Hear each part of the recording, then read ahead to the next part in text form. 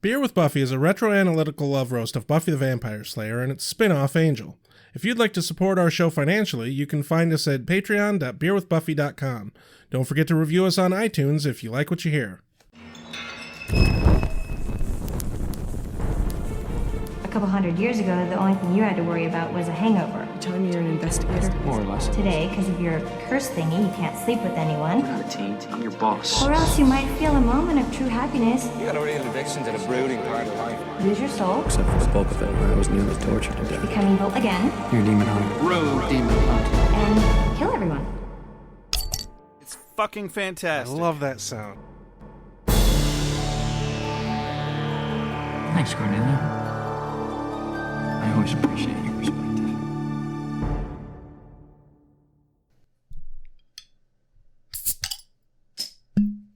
I don't know that was as satisfying. Well, obviously, you're the one who quit drinking, okay?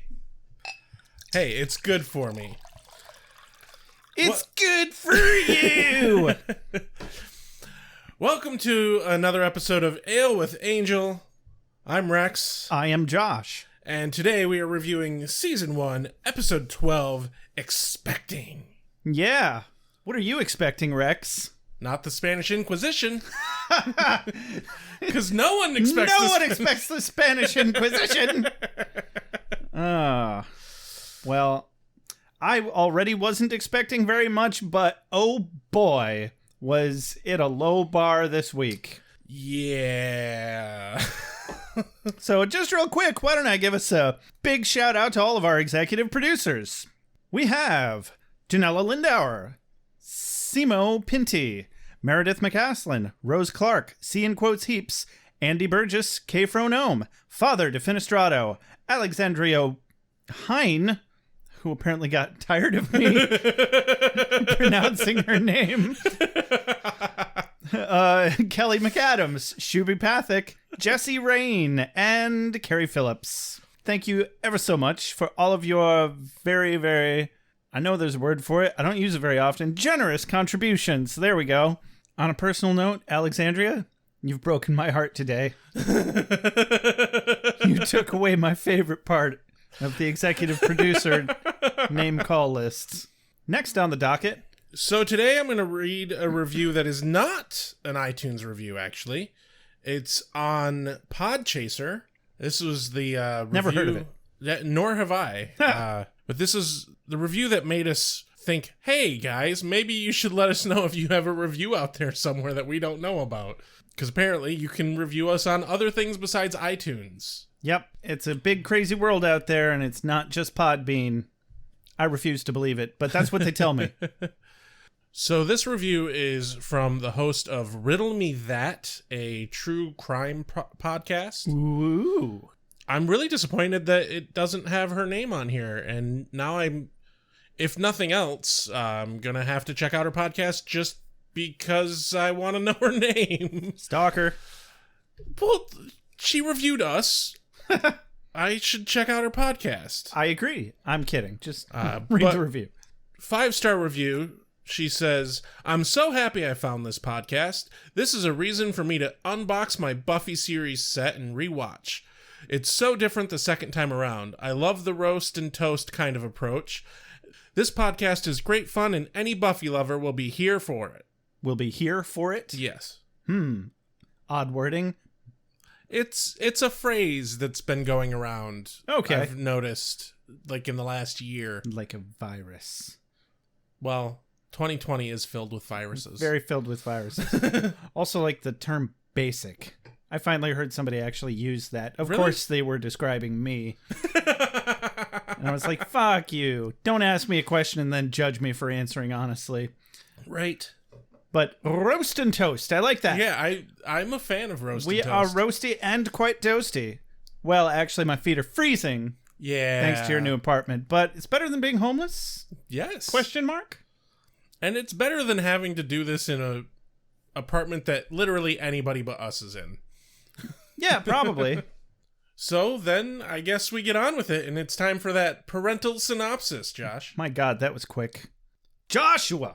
What are you doing, Joshua? Well, I'm not pregnant yet, if that answers your question, Dad. fucking millennials. No, I'm not.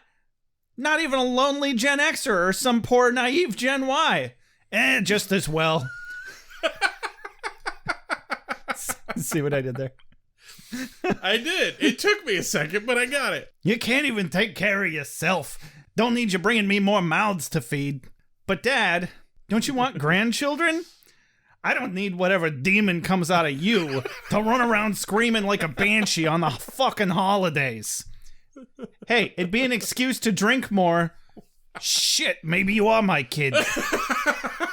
You're not my real dad.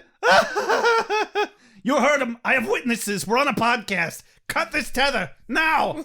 Oh, shush. No one can hear you scream.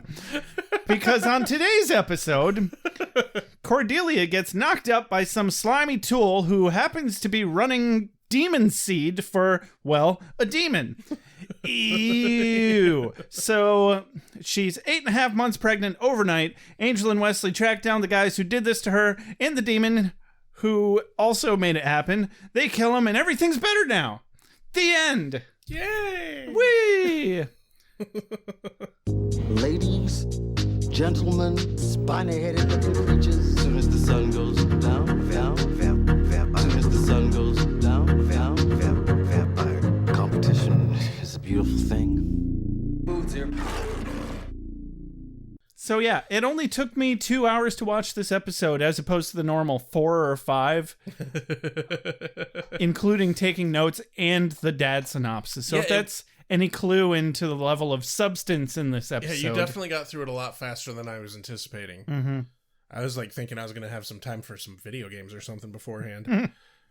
So anyway, we open on Angel Investigations. A cold open, if you will. Yes. Where Cordy's putting on some lipstick and... Oh, I meant to mention this last episode, but since they put it in the previously on again, remember the part where she says, where Angel's like, you had a vision?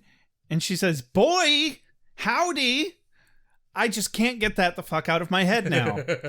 I've almost used it in context in real conversation, like at least twice now. Oh, man. And I can't wait for the moment when you do that and then someone is like, what the fuck? Yeah, seriously, though. Even when Cordelia said it, I'm like, is that a thing? I mean, boy, howdy is a thing. Is that some weird LA thing? No, I don't think so. I've never heard that. Boy, howdy. Well, I've heard it like in like older TV shows where it's like, boy, howdy. You know, and it's like... Okay. Southern sort of thing. That makes a lot more sense as a Southern thing. But her delivery. But Valley Girl, boy, howdy. Yeah. Had me really confused. But like with the pause there, it adds some special flavor. It does. So anyway, she's putting on lipstick. So she's putting on lipstick, and this thing happens that I imagine would happen a lot. Angel walks up behind her, not like trying to scare her or anything, but he says something. But he has no reflection. Why doesn't his clothes have reflection? Like, I get why he doesn't. Right? I'm pretty sure that's been explained in at least a few other sci-fis with shut the hell up and enjoy things, asshole. Because as soon as this happened, my thought was, why doesn't he, like, carry around something? But, like, if he's carrying around something, would that be invisible in a reflection? I think it would have to. I think anything that's touching his body is also invisible. But yeah, she gets startled and she spins around and she's like, we need to get a bell for you or something. Right? But now I'm thinking of, like, video game laws. So if he's touching the floor... Right, like it gets convoluted very fast. Wouldn't the rest of the house be invisible, or is it just a radius? Yeah. Like the other question is like, what if it's like layers? If he wears too many layers, do his layers start showing up? Right. If he's wearing a parka, that's not actually touching any skin, is he just a floating parka? I vote yes. Yeah, which that would be neat. Would be very. Well, that is just. Neat. Exactly. So, Angel's questioning her bad filing practices because Mrs. Benson is filed under F, and the for F French. For French. And the F was illegible. Right. So yeah, that's questionable. Yeah. And then she insults all of the French. How dare she?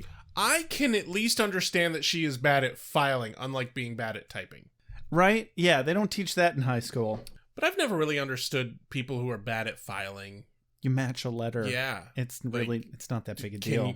can you say your ABCs? Yeah. Like, even if you're the kind of person who has to, like, recite the song in their head to know Yeah. the proper order, you know, not mentioning that for any other particular reason, other than there's probably people like that somewhere in the world, and I don't know any of them at all.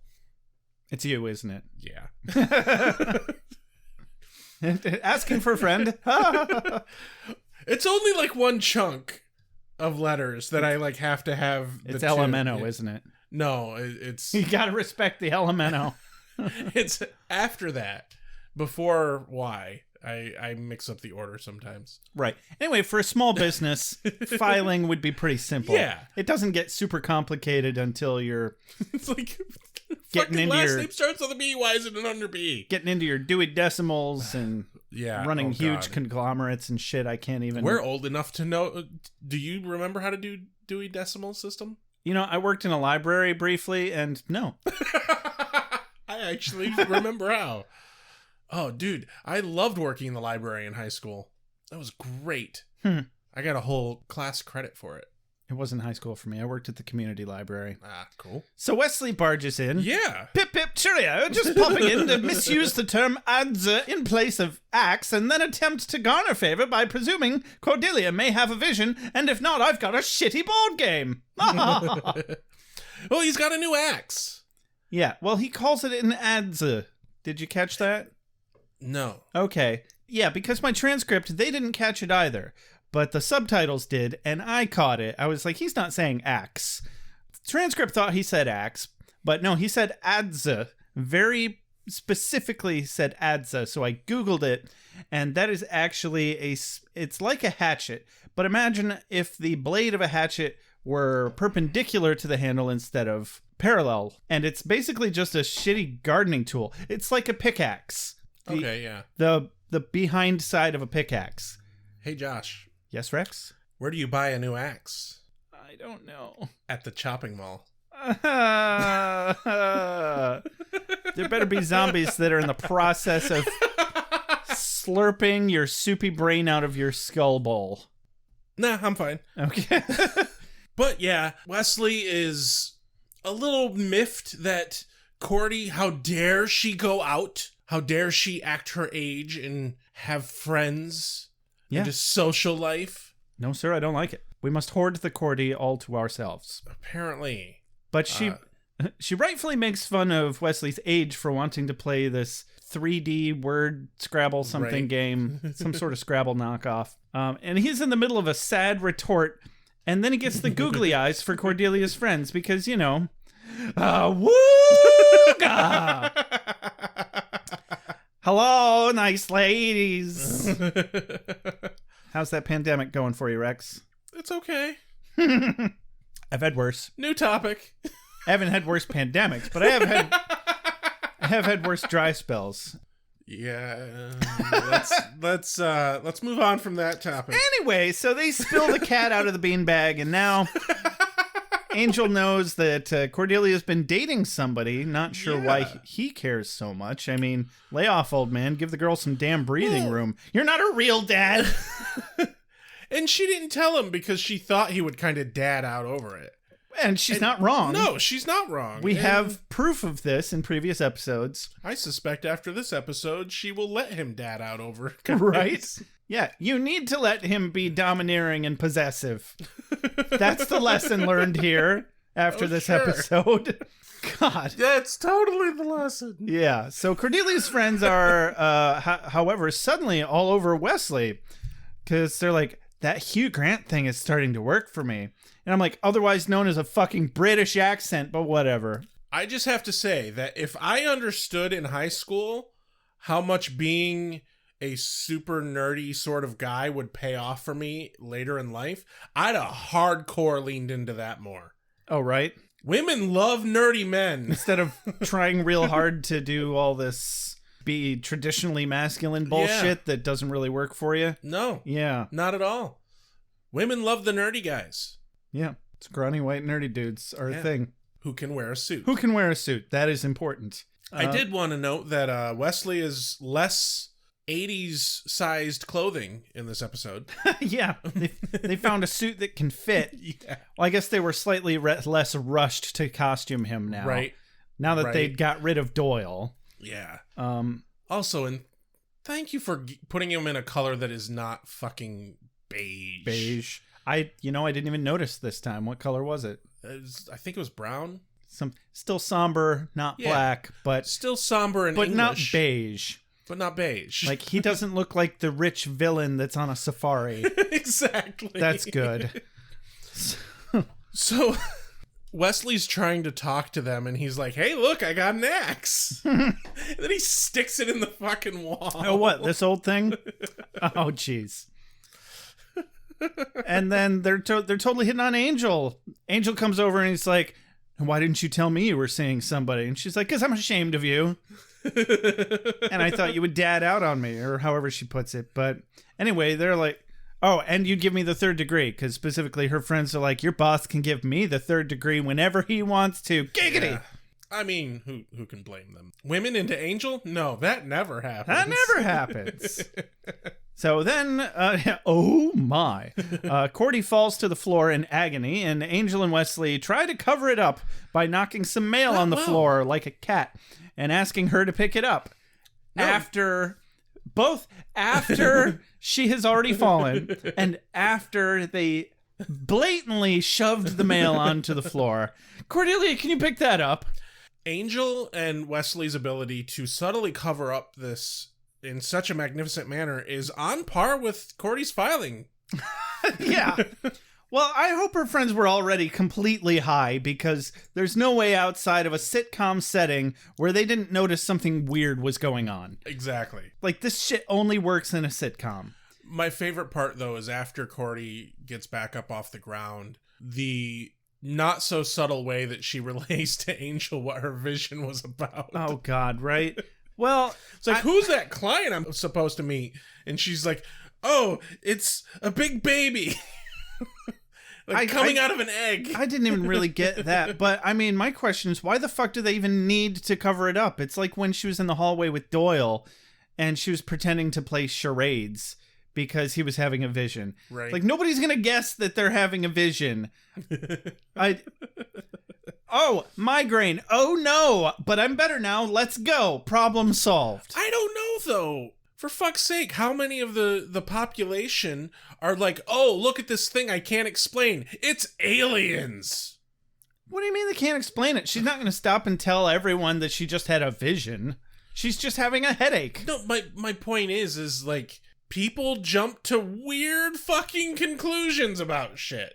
If you say so. I mean, you're not wrong. I just feel like you're wrong. Especially in this particular scenario. I don't want to share my feelings. I don't want to open up. I want to find the guy that killed Tina, and I want to look him in the eye. Then what? Then I'm going to share my feelings.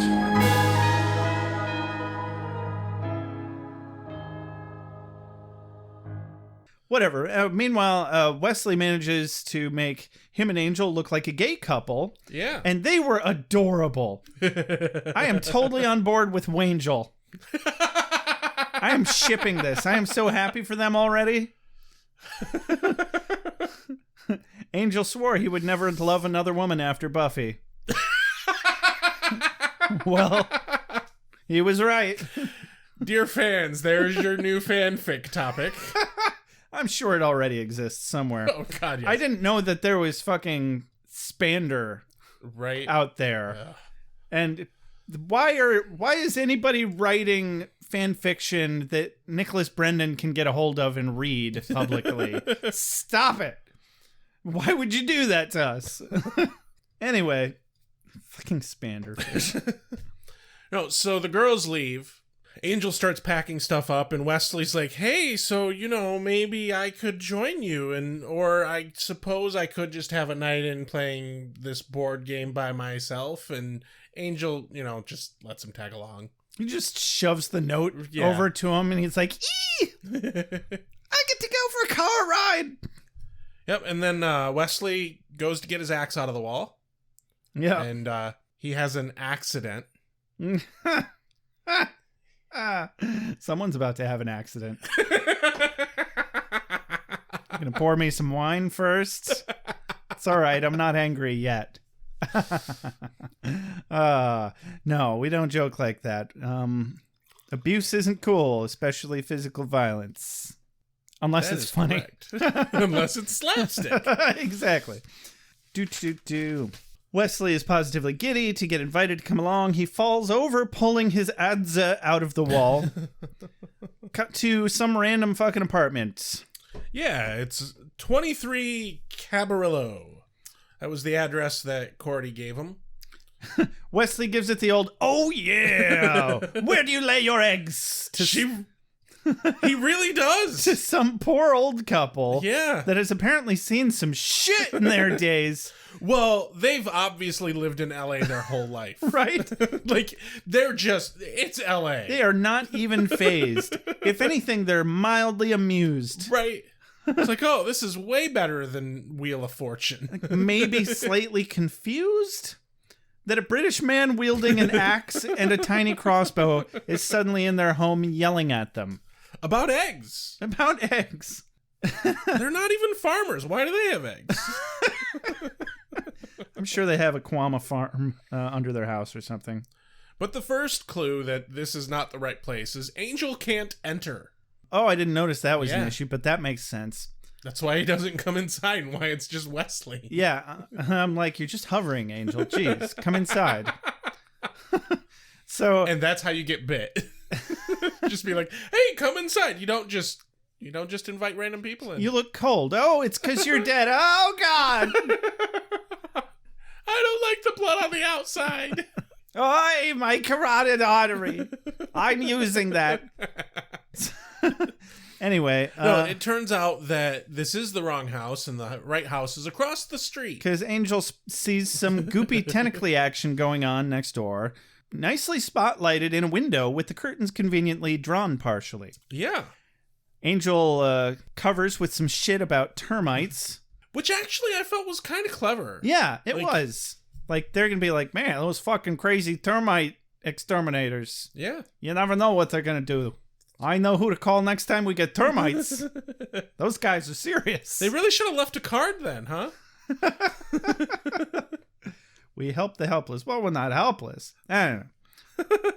Whatever. I just have termites. They go across the street, opening credits.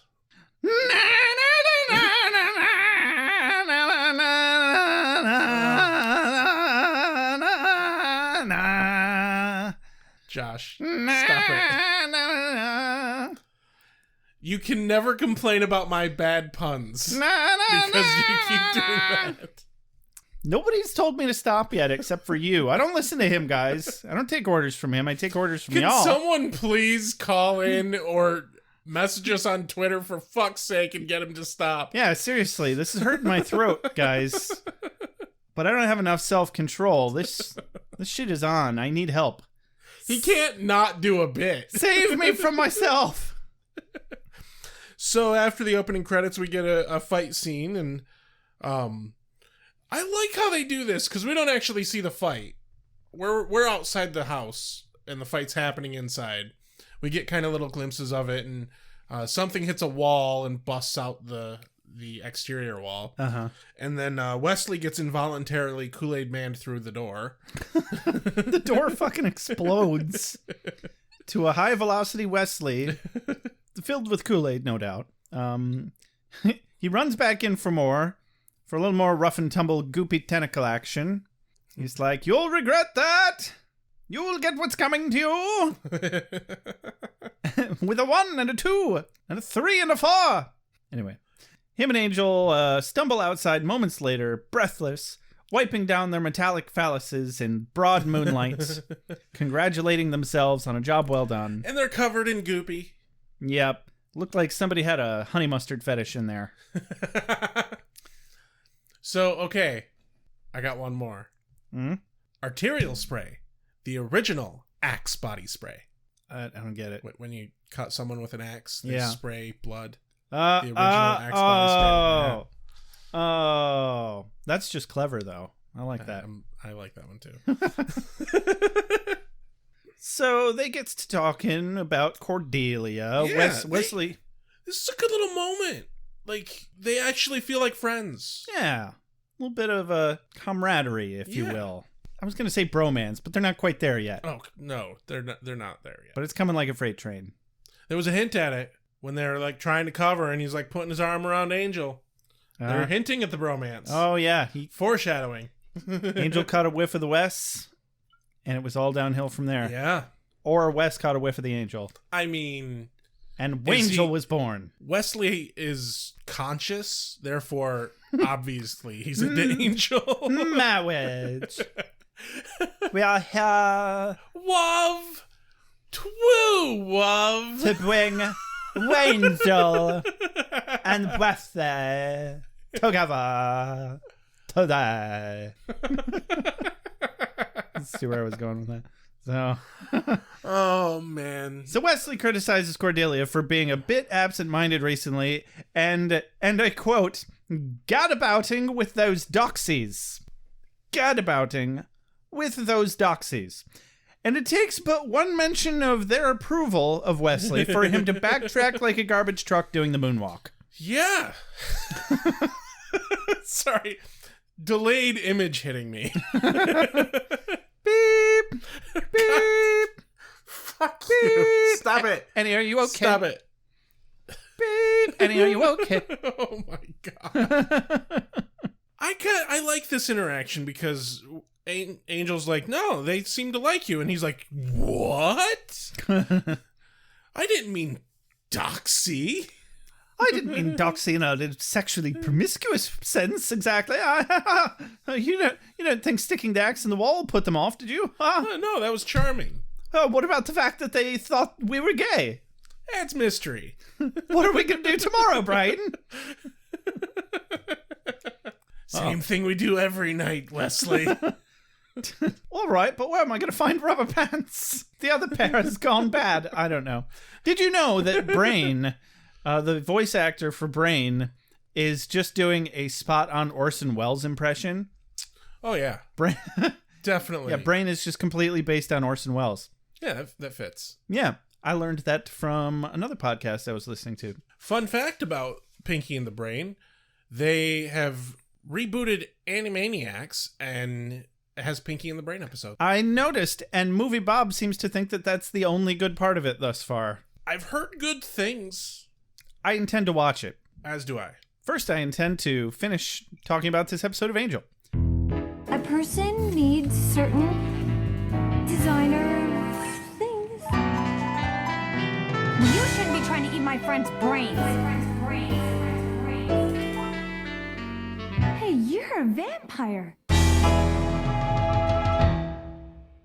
Cut to Lounge Libre. No. No. Come on, say it with me once. No. Do it. You will do it, and I will make a supercut of all of the different bars that I've made you say "da" in front of. What the fuck is the name of the bar again? Lounge Libre. Lounge Libre. All right. Okay, I can actually fucking manage to say that one. All right, 3, 2, 1. Da Lounge Lounge Libre. Libre. Oh, fuck you. All right, so Emily and Serena, Cordelia's friends, are arguing about being bored versus how hard it was to get into that club. But Cordelia's not bored because she's chatting with her cheesy twaffle Wilson Christopher, the successful photographer, who laments that he's just the guy behind the camera, not the one living life like you. Shut your fucking face. Right. No, I immediately wrote down in my notes, because I didn't remember this episode at all.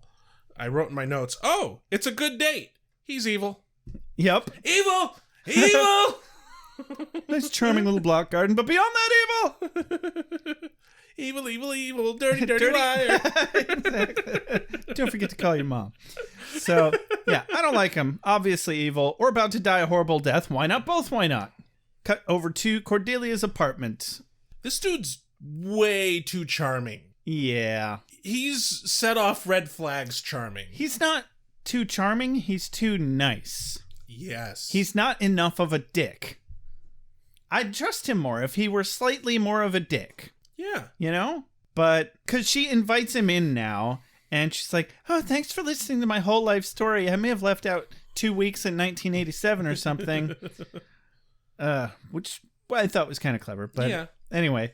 I mean, that's what you fucking do on a date, though. Like, he even catches her talking to Dennis, the ghost, right, of her apartment, and doesn't even faze him. Doesn't care at all. And I'm like, this guy just wants to get his dick wet. Oh, yeah. Yep. Like, and he's ignoring the red flags because she sounds batshit crazy. Right.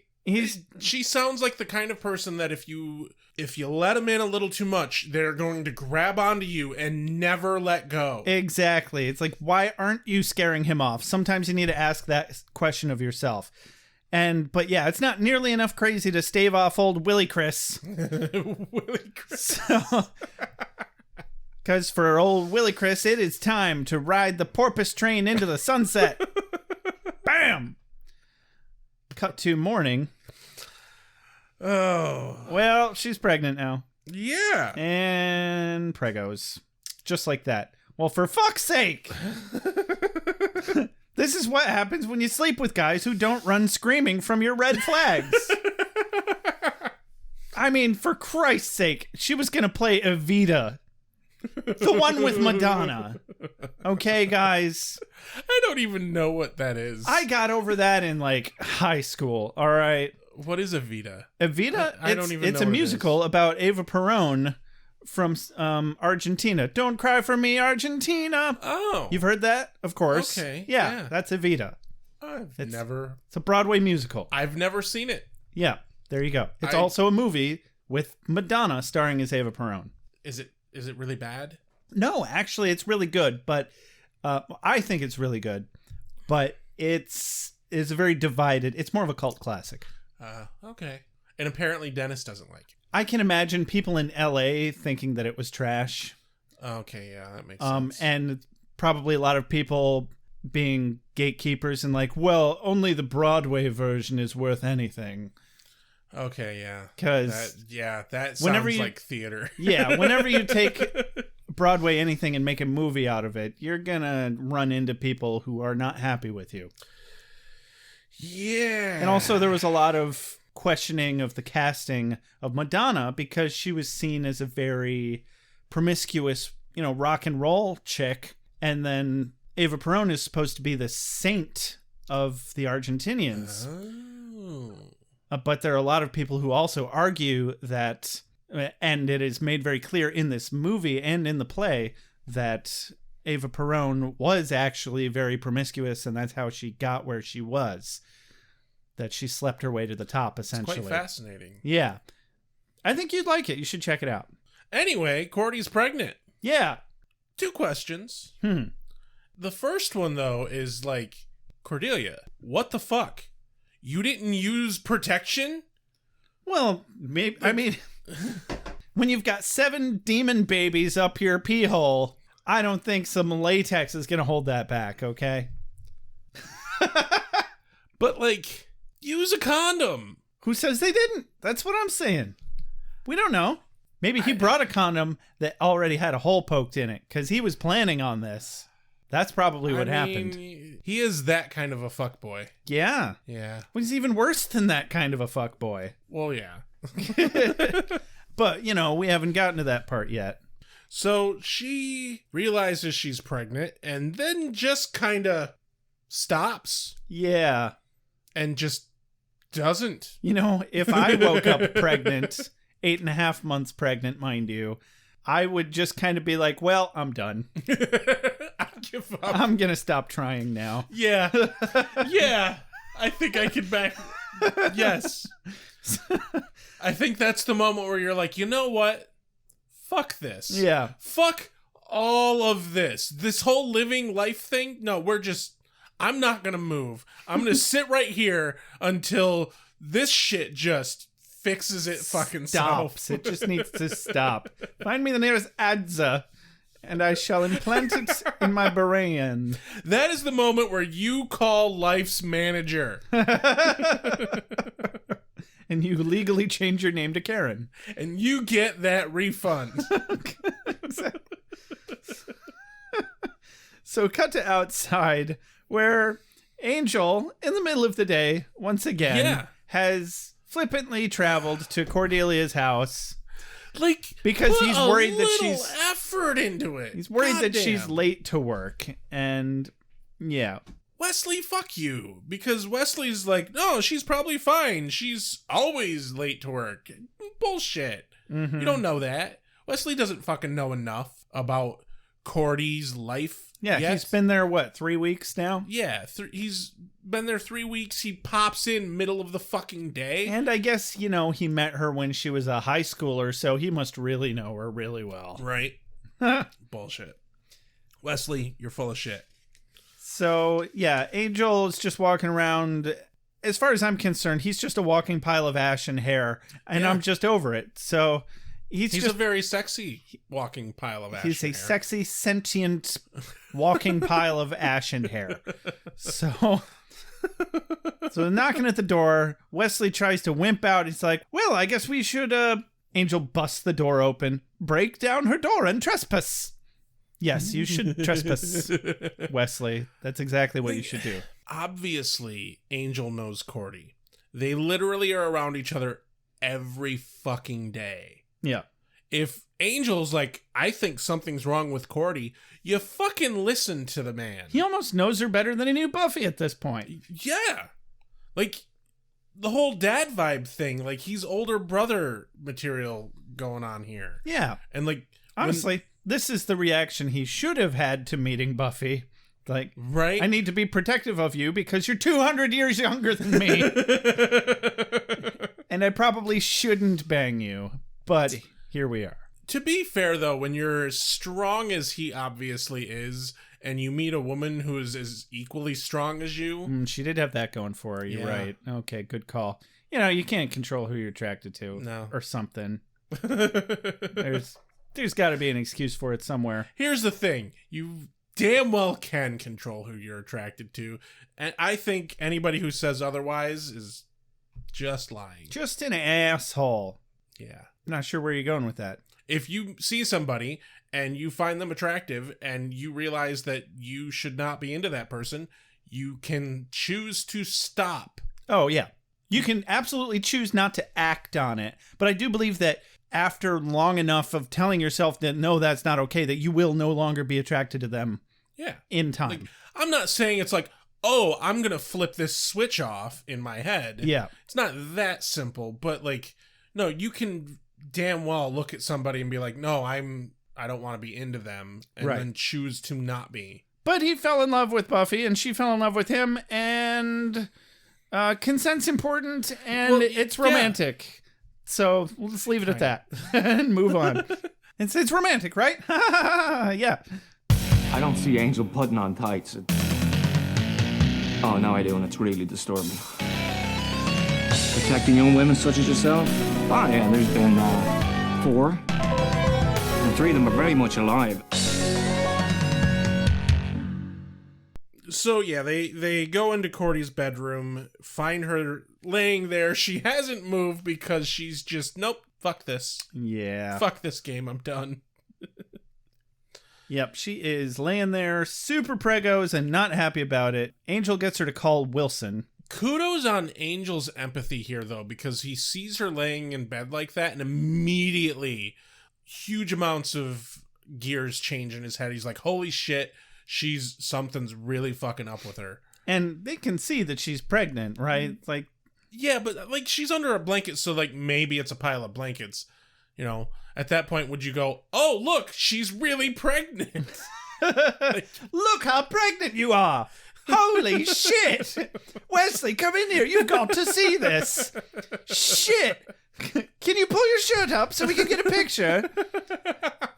Quick, Wesley, pose with the pregnant belly of Cordelia. How did this happen? He's certainly much better than that. Yes.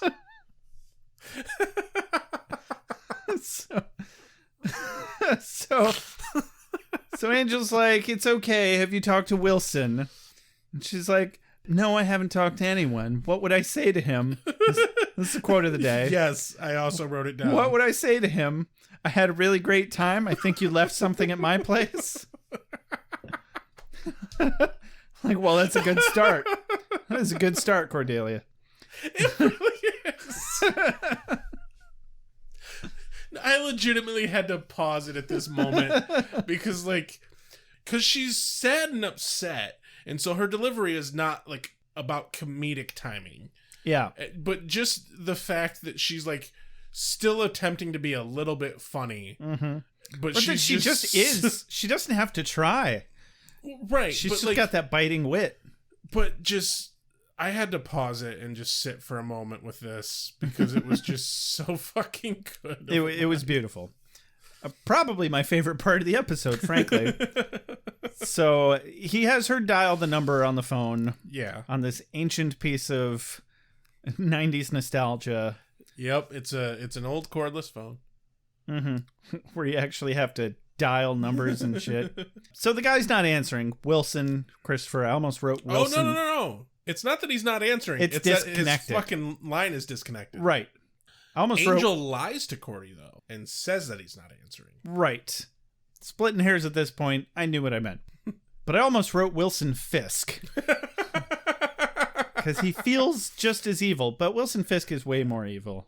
Like, this guy's just out there to impregnate women for money, which is gross. I don't think we can compare those two levels of evil. Yeah. I think they are two very different genres of evil, and I don't think they have enough comparable points. It's like trying to compare Star Wars and Star Trek. The only thing they have in common is that they take place in space. Yeah, pretty much. They are literally incomparable. Yet people try to compare them. Clitoris. Exactly. So so we're out in the living room now. Yeah, well, Cordelia promises to handle it. Yeah, Cordelia wants to be left alone. Definitely. You go ahead and have a moment. But they realize quickly during this conversation in the living room that they need to do something fast if she got that pregnant overnight. Yeah. She's about to pop. Angel tells Wesley to take her for a prenatal exam, who somehow finds a way to take offense to the phrase, get a look inside her.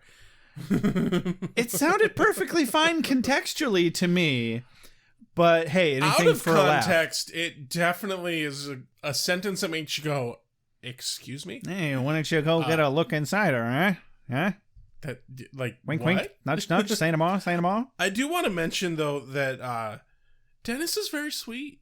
Yeah, he's a lovely ghost. Like because they leave the room and Corey's sitting there just sad, and Dennis hands her a fucking Kleenex and then like pulls the blankets up over. It just her. floats over, very obviously on strings. Right? Oh yeah. Terrible effects, but we got the idea. This whole episode had such terrible effects. I don't know. I like the demon at the end, but we're not there yet. Angel leaps into investigation mode and gets to looking for Wilson. Yep. It's apparently a procrea parasitic demon. Yeah. Is what they called it. Something like that. I felt like that was a word that Angel just made up. It was in the subtitles. I don't know. Well, I mean, they got to spell it somehow. Cut over to, you know the place, Lounge Libre. Fuck you. Angel, not doing it twice. I will dub that shit in. Angel pumps the barkeep for info. He finds out old Willie and the girl Serena, one of Cordelia's friends from earlier, they all hang out around town at whatever club is the flavor of the month. He tries to pump the bartender for information by bribing him at first, but then realizes that, like, no, this is kind of like a rude thing in this current atmosphere because, like, the dude probably makes asinine amounts of money through tips. Oh, yeah. At a fancy club in Yeah. LA, bartenders already make bank even at the shitty places. Yeah, and so, like, Angel trying to spot him a 20 is just fucking rude. Oh, was it only a 20? I don't know, but, like, I didn't get a good enough look at the bill, and it was too blurry to really get a good look at it. But anything short of a fucking 100, that is a waste of that man's time. Right. But Angel is like, hey, this is a friend of mine. She got hurt. I need to find this guy. And the bartender helps him out without issue. It's a good fucking interaction. Yeah. Oh, Wilson, I know that guy. Yeah. Oh, those fuck boys. Those fuckers. Yeah. So they apparently hang out all around town. Yep. And the guys have the money. The girls got the looks. And they between those two things, they can pretty much go wherever they want. Yeah. And that's all he really had to tell him. Hey, and it's something to go off of. And It's a start, I guess. he's like, what, are you the boyfriend? And Angel's like, no, I'm family. I'm family. So I think the one thing they omitted here so that they could have something else a little later was he also got from the bartender that they hang out at gun clubs. No, he got that. He gets that from Serena. Oh, okay. I was confused about that. Now you're not. Sure. So cut over to the hospital where Cordelia and Wesley are in the waiting room, resigned to everyone assuming that they are a normal married couple having a baby. And the pregnant woman next to Cordy is being an obnoxious fucking pregnant woman. Yeah. I have had a few friends who are pregnant, and they have expressed to me multiple times the number one thing that they hated about being pregnant was other fucking women walking up to them and fucking touching them. That's the anger I was looking for during the sound check. I don't care who you are, male, female, something in the spectrum in between. You don't fucking walk up to random pregnant people and go, ooh, let me touch the belly. No. Yeah. Don't fucking touch people. Exactly. And not just because it's a pandemic. Just don't touch people ever. Yeah, it doesn't matter if it's a fucking pandemic. It's not okay. So Cordelia rightfully tells her to fuck off. Specifically, shut up, don't touch me. Yeah, she screams it at her. Which was great. Which I'm just surprised that isn't the normal response that normal pregnant women have. Exactly. I'm sure there's lots of pregnant women that love the attention, but that you shouldn't assume that that's the default. Oh, God, no. No, it's just like you don't walk up to somebody's dog and start petting them. You fucking ask permission. Mm-hmm. Can I pet your dog? Can I touch your belly? Like, okay, if you... I don't know why people want to touch pregnant women. That's a weird to me. request, but I guess. Could you imagine someone walking up to you and being like, can I touch your belly? And you're like, I'm a dude and not pregnant. Can I pant like a dog while you do it? Those are my terms.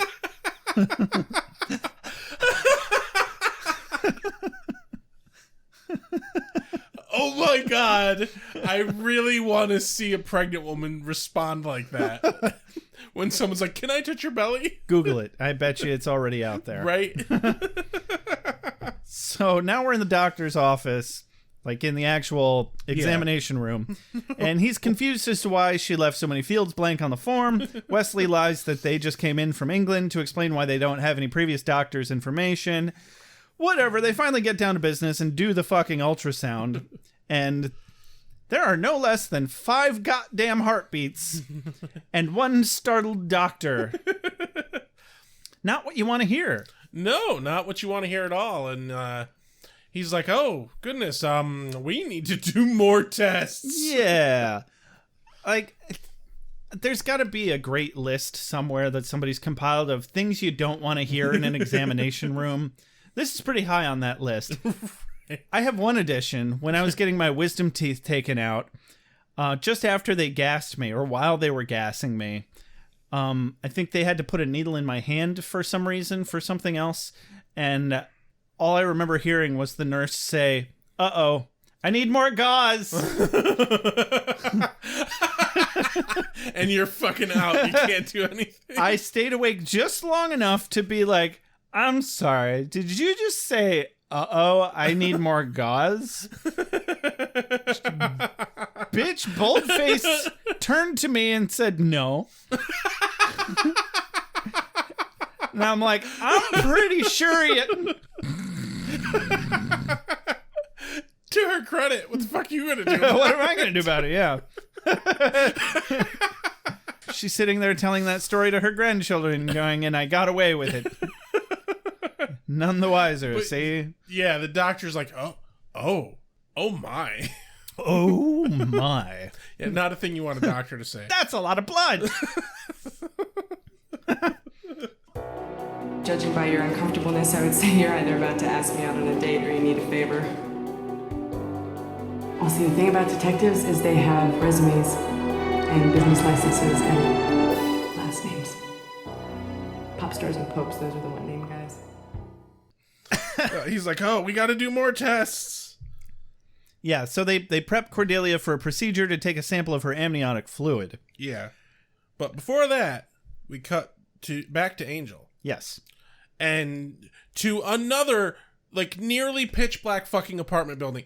Are the fucking laws for personal safety in LA just really that lax? Yeah, hey, LA people, do they just not light hallways Right, like, in apartment buildings out there?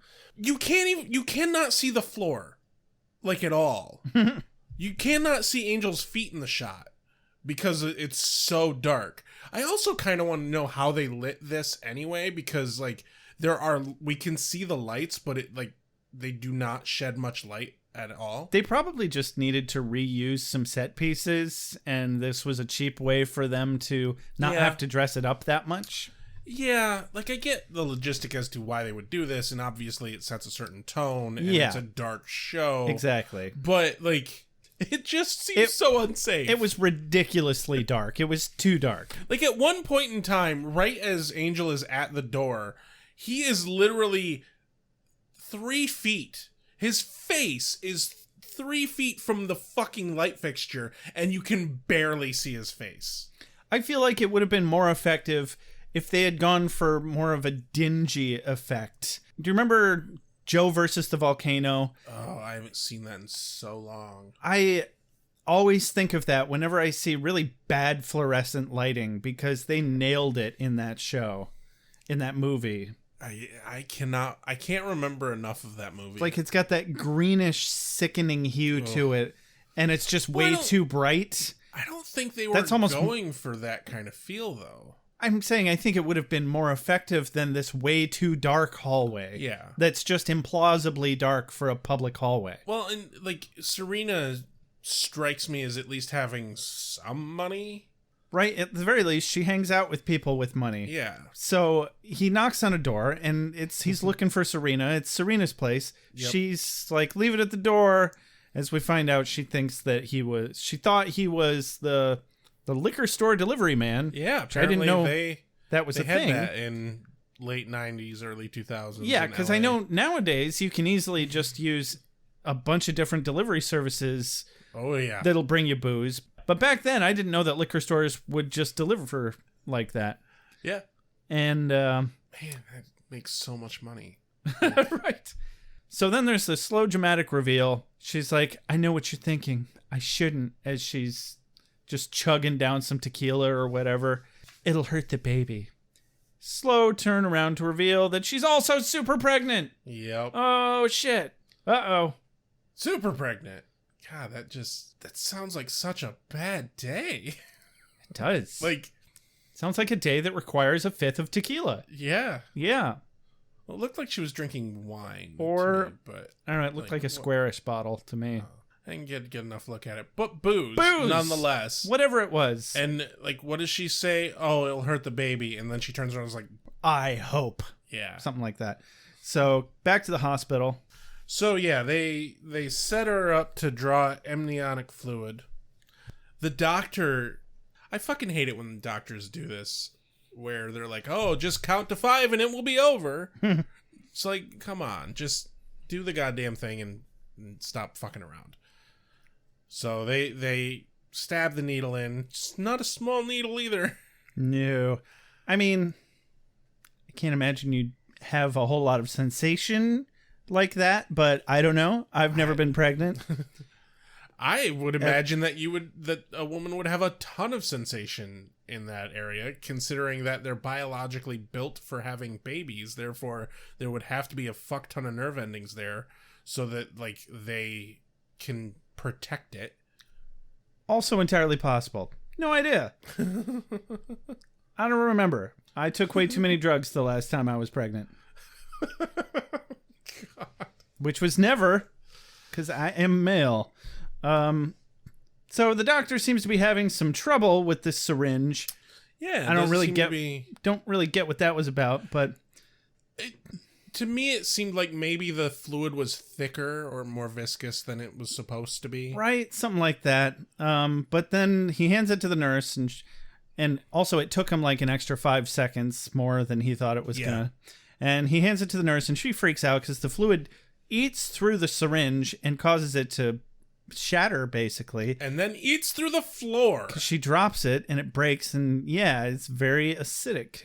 And the doctor and the nurse fuck off to Nopesville. Yeah. We need to go deliberate. Yeah. we need to go do anything that is not anywhere near you. Somewhere else.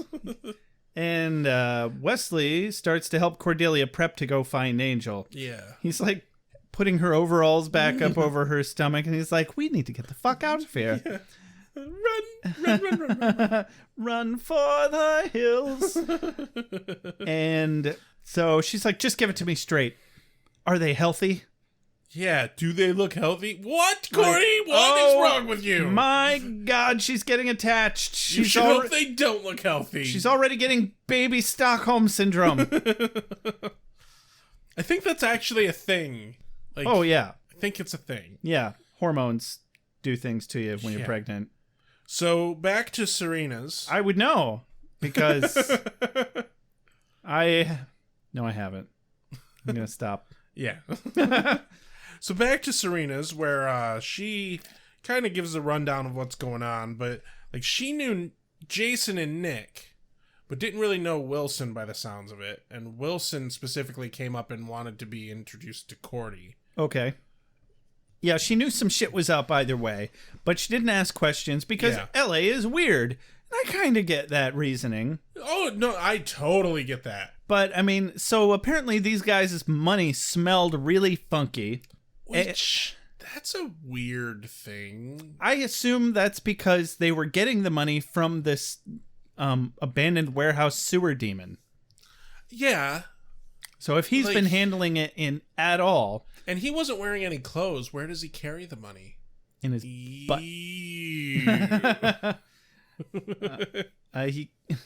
Like, would these guys not launder the money? Like, literally launder the money. Like, if some demon was like, here, have some money, and it just smelled that bad, I'd be like, well, I think I'm gonna clean this. No offense to you. Take my taint cash.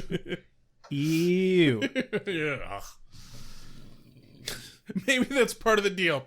I will give you money if you inseminate women and don't clean the money. He seemed more like the kind of demon, which obviously we haven't gotten there yet, but he seems more like the kind of demon who deals in shut up and I will let you live is good enough payment. And if it's not, I will not let you live. Yeah. Like, does this guy have a fucking wallet on his nightstand in there somewhere? I don't buy it. Yeah, I don't either. But yeah, she thought the guy seemed weird, but hey. And also they liked the idea that her and Cordelia had no family around. You know, no red flags there. That might be the biggest fucking red flag ever. No, none at all. There are no red flags, Rex. They're all blue and pink and yellow and... What, are we fucking colorblind now? Green. Yeah, I don't see color. Do you see color? La la la la la la. So... This reminds me of a joke. Let's all go hang out with the smelly money orphan chasers. Orphan chasers. Smelly money orphan chasers, yeah. This reminds me of a bad joke. So I broke up with my girlfriend of 5 years because I found out she was a communist. I should have known there were so many red flags.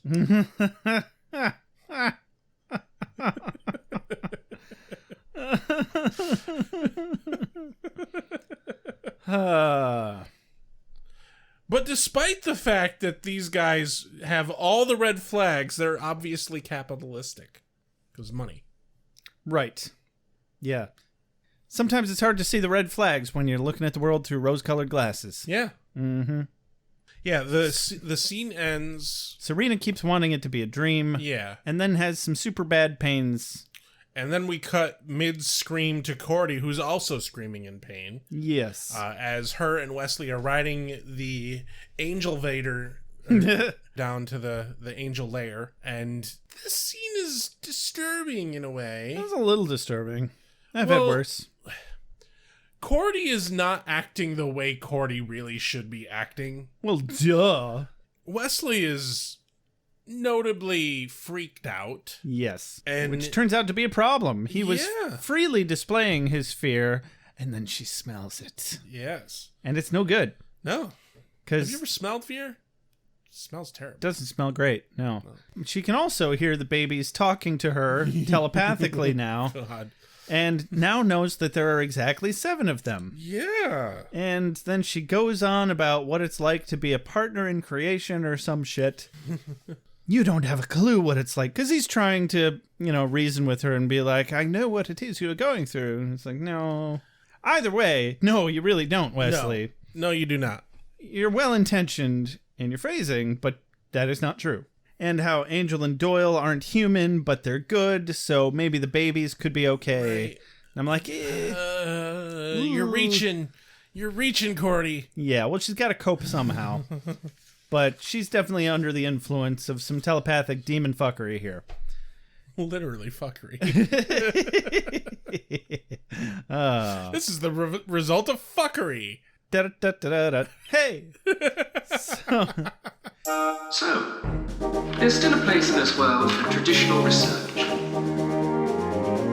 a solitary soldier such as myself recognizes that a free exchange of intelligence benefits the common struggle. Oh, also, I brought in your mail and newspaper. Angel gets back, and Wesley and Angel have a quick exchange about their findings. Yeah, Angel breaks it down pretty easily that they have impregnated several different women, and this is bad. It's some fucking guys that apparently hang out at a private gun club. And a gun and cigar club. And presumably, they're building an army with all of these women that they're getting pregnant. At least several of them, and they're all having 7+ fucking babies and shit. They're having a litter. Oh, God. That sounds so horrible. Per douchebag. And so they need to get the babies taken care of without hurting Cordy or any of the women, or figure out what to do with them after they're born if they can't figure out a way to kill the babies before they're born. Right. It is probably really good that Cordy did not overhear this conversation, because I think she would have gone mental and attacked them or some shit. She might have not been okay with that, because she's starting to get really attached to these babies. So they wander into the kitchen to find Cordelia drinking Angel's blood reserves. Yeah. Not like Angel's blood, but Angel's food blood. Yeah. And pig blood, probably. Yeah, or cow blood. Bovine blood. One or the other. Like that. Gross. It's gross. That's what it is. It's gross. I don't know what they actually used for the blood, but the effect was really... It was what they were going for. Oh, God. My stomach legitimately turned. Because Angel says, I don't think I ever realized just how disgusting that was. Get her back to bed. And Wesley readily agrees. Yes. Angel says, maybe order her a pizza or something. And then Corey comes walking by him and she goes, I was hungry. It's like, we noticed. Fucking Christ. I mean, pizza's a great fucking idea, though. Yeah. That sounds amazing. Or at least it did when I wrote this. And then we had pizza. Yes. So I must be pregnant. No, you're not drinking blood. You're fine. I would still want pizza and blood. Just pour the blood on the pizza. Oh, God. Get me the pickles. What? Pickles. What's wrong with pickles? You don't like pickles? I don't want pickles on bloody pizza. Yet. You've never tried it, have you? I never will. Pickle blood pizza. Cut to Duh Gun Club. Sorry, I need a moment to just like bleach my brain. Okay, yeah, we're at a firing range in the gun club. Angel wasted no time in finding Wilson. Yeah, very short order. And geez Louise, am I just always right about these sleazebags? Well, It's too bad I'm not that good of a judge of character in real life. right? I got a quote of the day here in an exchange between Wilson and Angel. Well, Angel starts asking questions, and Wilson is like, "This is a private club." Featured word, private. Angel responds, "You don't talk to me, I'll kick your ass." Featured word, ass. I really liked This this. is very good. But yeah, it turns out Wilson is human. Yeah, because Angel roughs him up a bit, figures it out real quick. He's like, Yeah. shit, you're just Like- some dude. You're just like a rag doll, a toy. I can throw you all over the place. Stop squeaking. It's really annoying. So he gets no information out of him, but quite a lot of joy out of hurting him, though. Yeah. It's like, I'm going to fuck you up some He's more. like, "Oh, you're not going to answer my questions? Excellent." I was hoping you would say that. Bring the chocolate sauce. He starts beating Wilson, and just as a handful of his buddies You know come what he did, Rex? What did he do, Josh? He opened up his ass. He stepped inside. And he closed the door behind him. And he must have eaten at least a couple of Snickers bars on the way. Because he knew he wasn't going anywhere for a while. And he was going to need something to toss around that rectum. Wow, you haven't pulled that one out in a while. It's been a minute, I know. Somebody made me all misty-eyed for it on the Beer with Buffy Facebook page. Oh, I didn't even... Yeah, somebody quoted it. Nice. And I meant to get it in last week, but I didn't. Nice. This isn't quite when he crawls in someone's ass, though. That comes a little bit later. Well, it was as good a time as any. Yeah, so these other guys walk in, and they seem to think that they have things handled. Oh, yeah. I was like, look at all their smug faces. I can't wait to see Angel wipe it off of them. Right? So we cut back to Angel's apartment, where Wesley is looking over a book of demons, and Cordy startles him. Right? She's really not acting herself. No. Because Wesley's in research mode, and he's looking at some grisly, fugly demon with a single horn coming out of his left temple. Yeah. I couldn't tell if that was supposed to be symmetrical on the other side, but it didn't look like it. I couldn't really tell either. Those damn engraving ink prints. Exactly. You know? But Cordy startles him because he notices her standing just over his shoulder, and she picks up the book and it's like, that's him, isn't it? And Wesley's all, now see here, you shan't worry at all.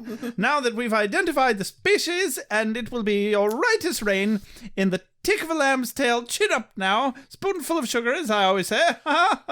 And Cordy's like, where's my pizza? Except she says it with a book at an alarming rate, thereby colliding with his forehead. Way to fail to read the situation, Wesley. Holy shit. She's been throwing up signs left and right that she needs Yes. pizza. Well, yes, we all need pizza. But no, any idiot can look at her and her behavior and be like, wow, something's up. She's kind of like a little too liking the idea of these babies. She's not okay. Yeah. Yeah. Like, they'll pull out the shackles for Angel in a heartbeat, but Right. for Cordelia, no. It's very sexist. All we ask is for equal treatment. Exactly. If you're going to chain one person to the bed, you have to chain the other people to the bed. Yeah. Consensually. Somehow I feel like we could get in trouble for that at some point. Consensually. Exactly. We here at Ale with Angel appreciate consent, or whatever that saying is that we have. I don't know. Anyway, cut back to Gun Club. Yeah. First rule of Gun Club is who cares if you talk about Gun Club? Second rule of Gun Club is no, really, nobody cares Yeah. if you talk about Gun Club. Matter of fact, we'd prefer that you didn't. Because Have you ever sat and listened to a gun nut talk about his guns at length? Yeah. It's fucking boring. It's like, but if you do, we're not gonna like kick you out or anything. So I mean, that's how Fight Club went too. So no relation. So yeah, basically, Angel learns that the guys impregnate women for the demon in exchange for power and money. Yeah, he puts 2 and 2 together pretty quick here that these guys are proxies for a Big Daddy demon. Yeah. And Mustache Douche over here basically spills the cat beans. He's like, I just do it for the sex. Right. I'm like, we know you do, buddy. Yeah. We know you do. Fucking perv. Did you see that fucking mustache? I did. It was a sad, sad mustache. I honestly thought that it was Xander with a mustache for a minute. I had to do a double take. It definitely didn't look like a real mustache. Right? I was like, wow, did they really just bring Nicholas Brendan on here for a cameo? That's neat. It's about the right mentality. I just do it for the sex. No. No, so Wilson thinks he's such a badass as he makes sure that Angel has an accident and shoots him. Because that plan works. Well, quote of the day here, Angel says, and you get what in return? Fame, money, success? That's it, isn't it? How else would losers like you get ahead? I mean, you'd have to become procreative surrogates for a vile demonic entity. Yeah, that's what you do. Yeah. That's how success is. That's how you get ahead. I mean, I'm sure that's exactly what Zuckerberg did. Have you seen pictures of the guy? I have. I don't think he's that ugly. They cast him really well in the movie. They did. I like that movie. It's a good movie. No, so Angel has an accident. Guns go off. People get shot. Yeah, they shoot him. He vamps out. They fight. Yeah, his line, I really don't like it when people shoot me. Just like that. Did you hear that, guys? That doesn't like that. Maybe we shouldn't have done that. But the moment he stands up with the vamp face and everything, it pans over to the guys and they're all like, oh my God! Oopsie doodles. They're all terrified, and they should be. And I liked that even though they're interacting with a demon, they didn't know vampires were real. Right? And I like that. I'm like, they're doing business with this big-ass, scary, gross demon, but a vampire scares the shit out of them? They are in way over their heads. Oh, God, yeah. But he just kicks some ass. Yeah. Now, he, you know what he does, Rex? What's that, Josh? He opens up their sphincter leading into the lower intestine. He squirms inside. Oh, God. And he closes that sphincter behind him. You had to use the word squirm. And just put... that's a wrong image. He was already in the... He'd already entered through the anus. So, which I don't know anatomy that well, but I assume that's the rectum immediately after the... Well, the body has a lot of sphincters. Exactly. I figured there's got to be another sphincter up in there. There's several in the digestive. Can he close the sphincter behind him? Don't forget to close the sphincter on your way out. Have fun storming the castle. No, Angel kicks their asses. It's not a fight. No. It's not a fight. It's an ass kicking. They don't even get a chance. It's a squeaky toy ragdoll bonanza. It's really refreshing, though, to actually get to see this sort of thing, because we get to remember that, oh yeah, Angel's a badass vampire who's super fucking strong. Yeah. Can we see him vamp out at least once per episode, guys? Yeah. Thank you very much. Even if he's just sitting there doing taxes and he's kind of upset about it. Which, I'd imagine I would vamp out if I was a vampire and had to do taxes still. That's why Angel doesn't get a fucking actual, business license or anything like that. He doesn't want to do taxes. Yeah, who does? Small business owners always get screwed anyway. Exactly.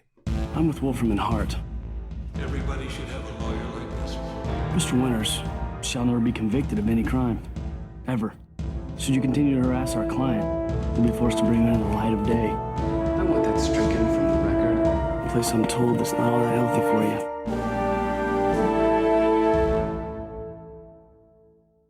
we cut to a random factory. A remote warehouse full of pregnant women, including Cordelia. Yes.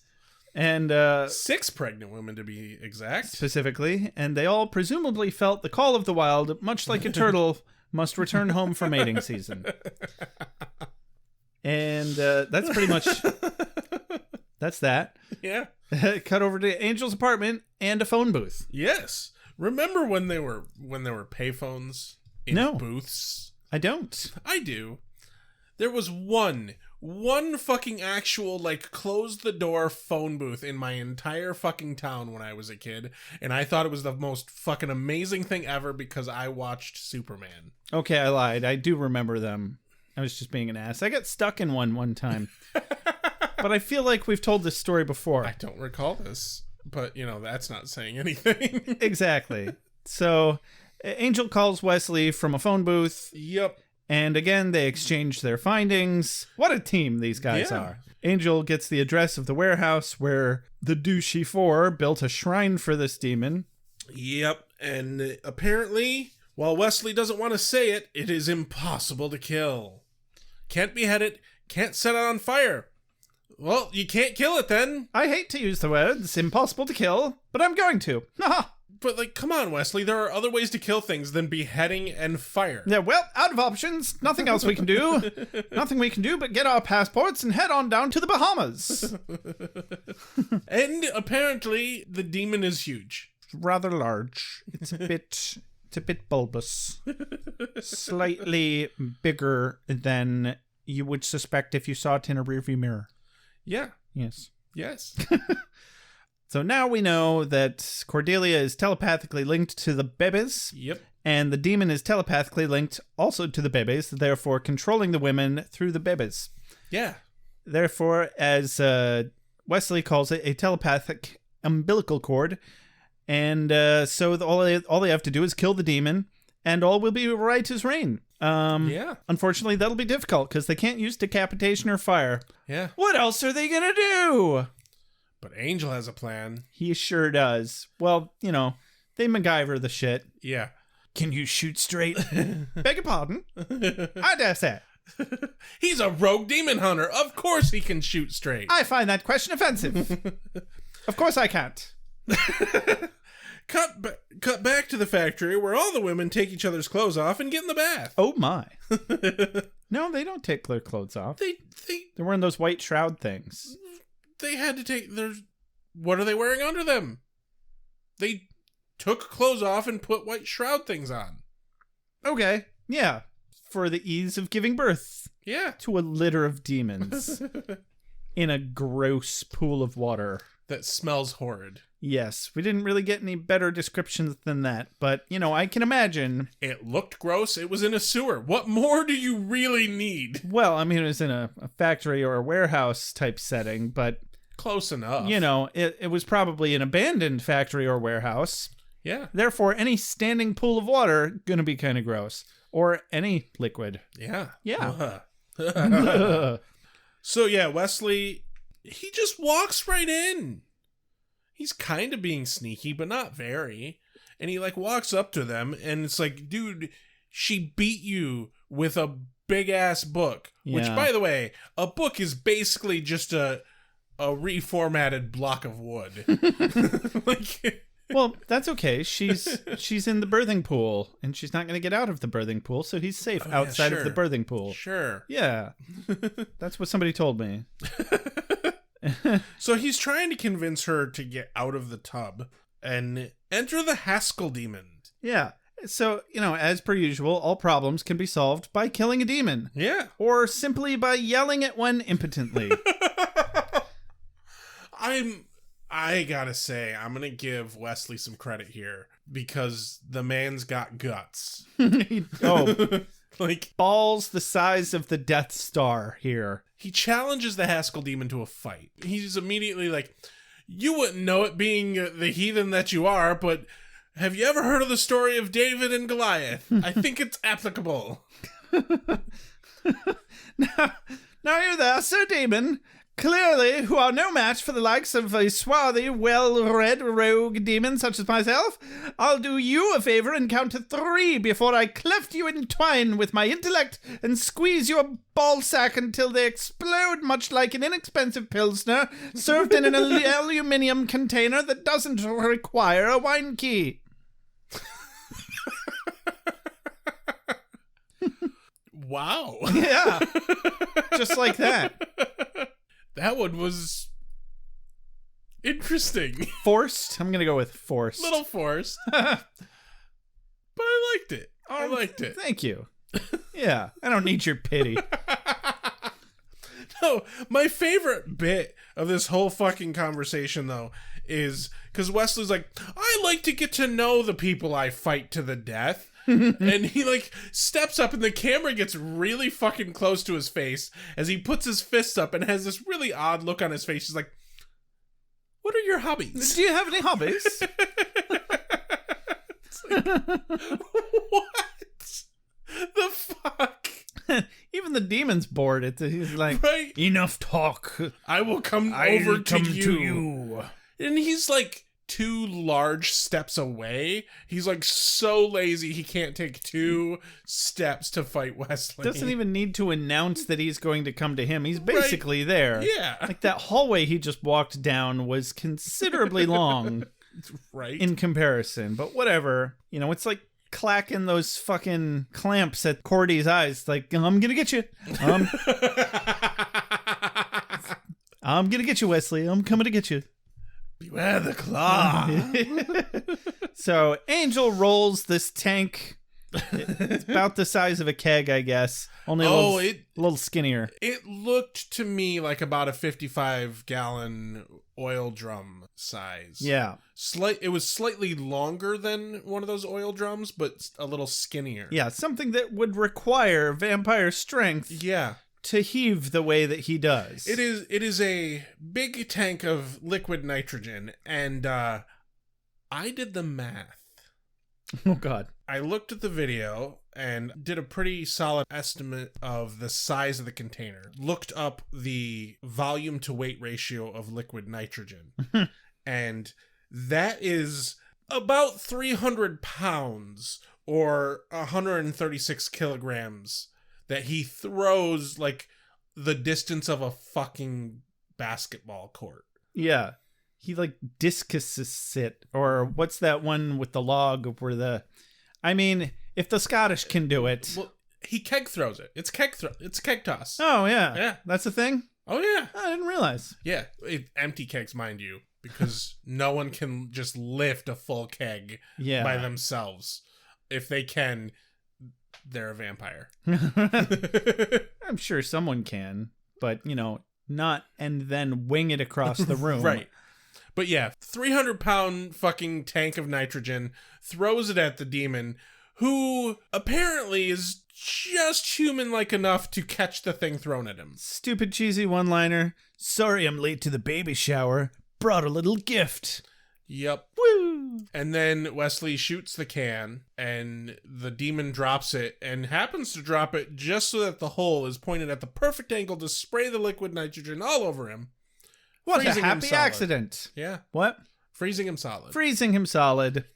Yes, much like a children's snack with a chewy center. Cordelia runs over to Wesley and grabs towards his face.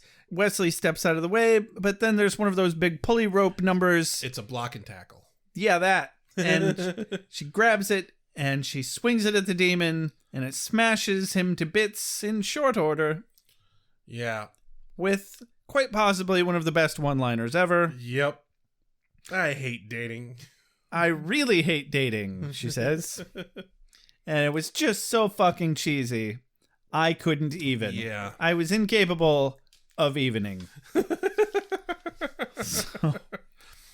The green screen, blue screen effect or whatever they were doing with the demon to make him look giant next to them was so bad. Like it did not look good at all. That combined with the really cheap, obviously string work to move things around with a ghost. Oh, right, yeah. And the fact that they didn't have an actual fight scene with the first monster just, this was the episode where they're like, you know what, guys? We blew our budget elsewhere. So this has to be really cheap. We got to make it back up. Oh, you mean in the very beginning? Yeah. With the honey mustard on the window. Yeah. Yeah. Like, that's why they didn't have the actual, like, slaying of the monster. Right. Because they couldn't fucking afford it. Yeah. I mean, they got some humor out of it. Yeah. I enjoyed that. Oh, yeah, the banter was good. They had a breakaway door. That was something. Yeah. It's not nothing. Anyway, so wrap-up time. Yep, we're back at the office, and Wesley is dusting vigorously. Is he? Oh, yeah, because Angel and Wesley are making a big to-do over Cordelia coming back to work today. Yep. Angel brought magazines because she likes magazines. Because she really likes magazines. Didn't she know? So she comes back in, and she's cranking their chain by making them think that she's going out to dinner with a producer. And, yeah, all I have to do is let him impregnate me with his demon spawn, and I'll get the part. Oh, she's kidding. She hasn't lost her sense of humor. They were, like, drawn in hook, line, and sinker from the very go. Oh, yeah. They fell for it. They were like, how could you possibly do this after what you just went through? But yeah, the closing conversation, I will say here. So she's like, I learned something too. I learned that men are evil. Oh, wait, knew that. I learned that LA is full of self-serving phonies. Nope. Had that one down too. Sex is bad? Angel replies, oh, we all knew that. He definitely knows that. Yeah. She continues, okay, I learned that I have two people that I trust absolutely with my life. And that part's new. Wesley squirts a little, turns away. Allergies. Nobody's ever loved me before, not even my mother. No. Gerarg. Is this for me? I must be ready. I need my strength. Give me more! Nights I shall walk in the earth. Hold on. You've got something in your eye. How'd you feel about this episode, Rex? It was not good at all. This episode was fucking garbage. Like, okay, there were some really funny lines and moments. Yeah. But other than that, it was just crap. It was 42 minutes of drivel where they managed to get maybe 3 laughs out of me. We had a good camaraderie moment with Wesley and Angel, and we had a good few lines from Cordy. That's pretty much it. Like, yeah. There was a couple moments where Wesley was kind of funny, but like Angel didn't even really have any particularly great one-liners in this episode. Yeah, no, not really. Cordy had that great one-liner. Well, yeah. I really hate dating. Oh, Jesus. I think we really have come across the first legitimately bad episode. Yeah, one of our listeners, I think it was Geraint, was telling us that Somnambulist and Expecting were coming up and that they were both horrible episodes. And I just kind of shrugged it off because I was like, I'm sure they're not that bad. And Somnambulist wasn't that bad, but this is that bad. Yeah, this is definitely that bad. This episode makes Somnambulist look like the cream of the crop, honestly. I don't know about cream of the crop, but it definitely makes it look better in comparison. I think this episode is season 1 Buffy the Vampire Slayer. It is that bad. Yeah. I mean, I guess you can say that it fits in the arc insofar as it helps normalize Wesley as a part of the team. Yeah. It slightly builds the camaraderie both between Angel and Wesley and Cordelia and Angel. Not so much Cordelia and Wesley, though. Yeah, they didn't really have particularly great chemistry at all. In fact, if anything, she turned on him halfway through the episode. Right. Psychic demon babies, but when you put it that way. Next time I encounter a pregnant woman that's like being all angry or something, I'm just gonna be like, well, Psychic demon babies. Psychic demon babies. What are you going to do? God. Did I ever tell you I had a friend who legitimately stopped talking to me because me and another friend would constantly refer to her child as the parasite? Oh. It is, though. Like, babies are parasites. They're parasites that apparently people want. But it functions as a parasite during pregnancy. Right. Like, technically, you know.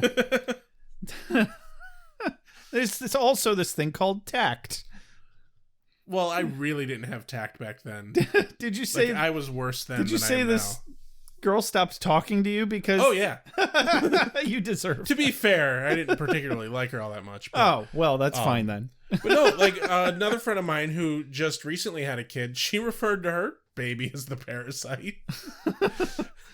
Well, some people have a sense of humor, it turns out. And she does. That's good. I'm not saying you don't have a sense of humor if you don't want to refer to your baby as a parasite, but, you know, if the shoe fits.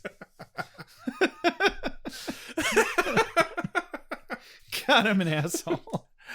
All right, so we've both established that this was a shitty episode. Neither of us particularly liked it. Yeah, I mean, when I went to write the synopsis and I realized, holy shit, nothing fucking happened. Really happened in this.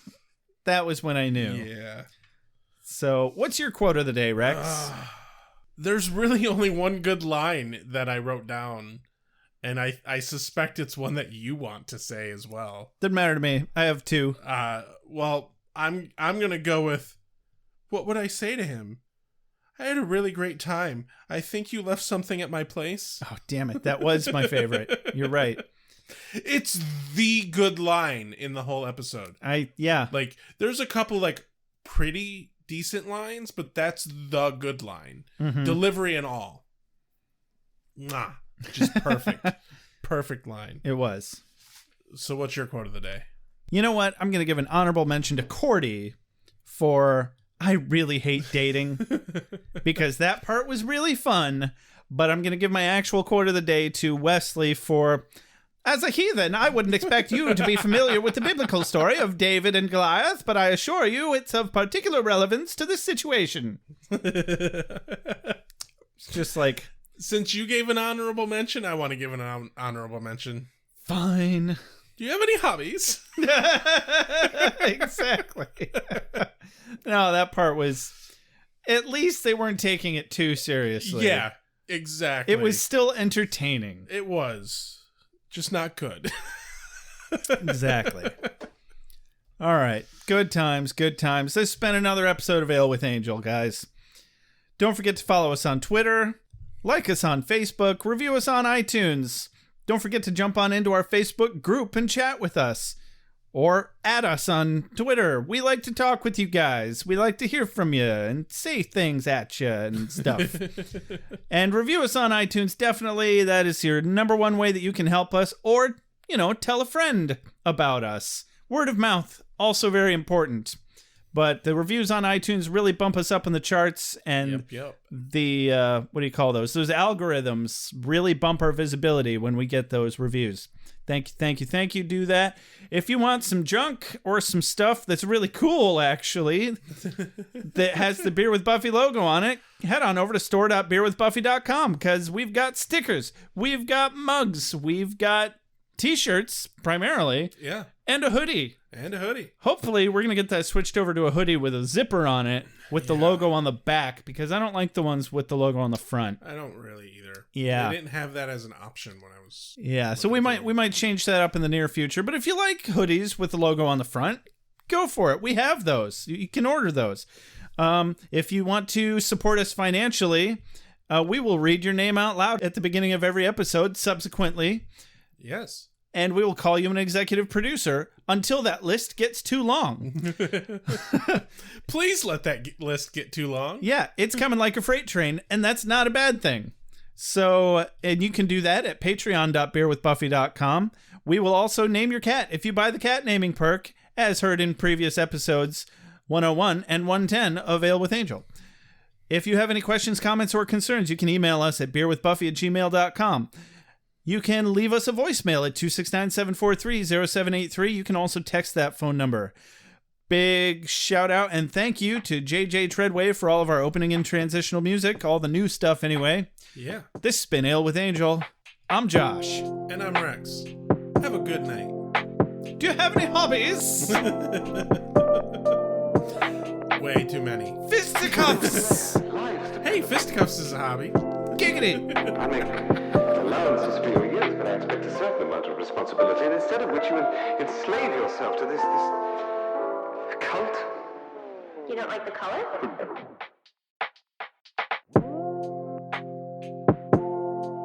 You have a sacred birthright. You were chosen to destroy vampires, not to wave pom-poms at people. Why can't you people just leave me alone? You are the Slayer. Go ahead. Prepare me.